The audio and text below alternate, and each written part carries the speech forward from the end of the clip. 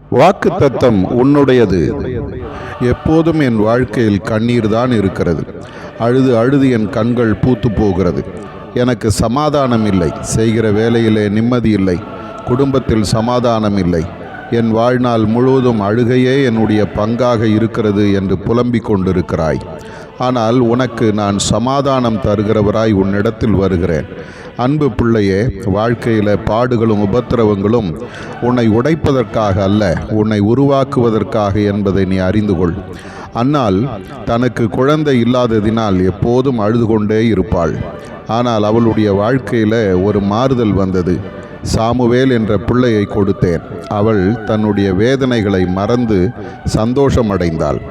ரூத்தின் வாழ்க்கையில் அவள் நம்பிக்கை இழந்தவளாய் எல்லா நன்மைகளையும் இழந்த சூழ்நிலையில் அவளுடைய வாழ்க்கையை கட்டி எழுப்பினது மட்டுமல்ல, இயேசுவின் வம்ச வரலாற்றில் அவளுடைய பெயரையும் சேர்க்கிற அளவிற்கு அவளை மேன்மைப்படுத்தினேன்.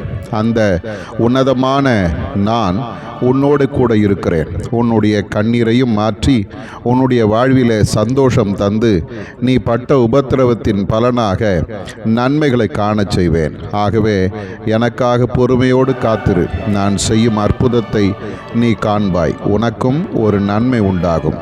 ஆதார வசனம்: கண்ணீரோடே விதைக்கிறவர்கள் கெம்பீரத்தோடே அறுப்பார்கள். சங்கீதம் 126:5.